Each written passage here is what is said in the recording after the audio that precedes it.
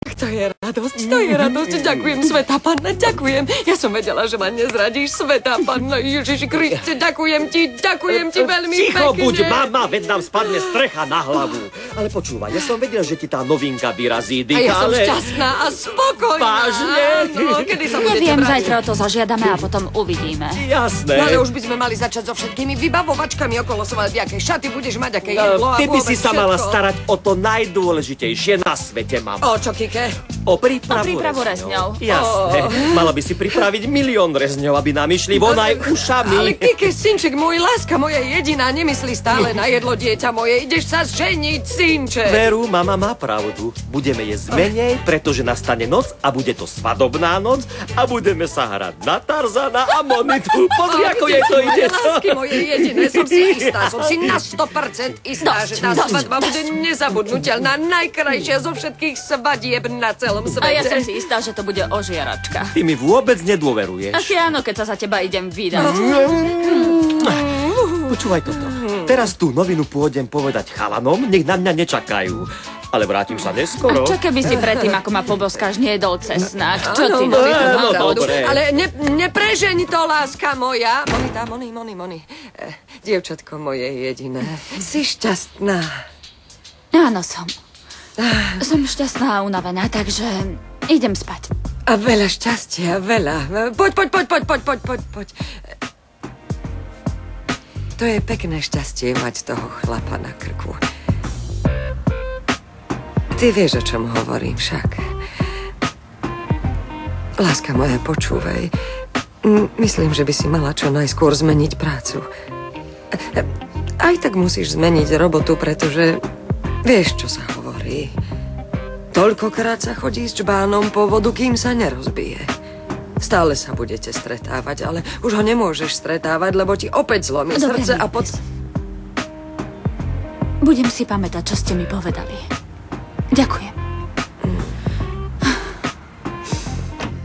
Áno. S dovolením.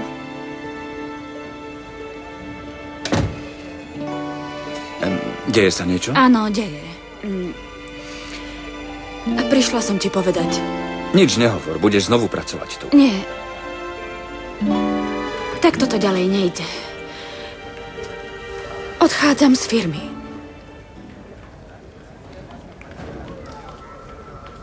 Počujem dobre? Nie, počkaj, Monita, počúvaj ma. Toto sme tu už riešili 150 000 krát a nechce sa mi k tomu znovu vrácať. Martin, myslí si, čo chceš, ale... Čo? Teraz je to naozaj iné. Prečo by to malo byť iné? Nechcem, aby si odišla. Áno, ale ja už som unavená. Nevládzem. A ak to nemôžeš ukončiť ty, ani ja to nedokážem. Dosť. Bude to lepšie pre teba a pre mňa. Ale počkaj, Monita, pokúsme sa nájsť nejaký spôsob. Ja nechcem, aby si odišla, Monita, nie! Prestaňme sa klamať. Čo? Doteraz sme ten spôsob nenašli, pretože neexistuje. Počkaj. Ide, Martin. Nie, prosím ťa. Musím ísť. Ja ťa prosím. Počkaj.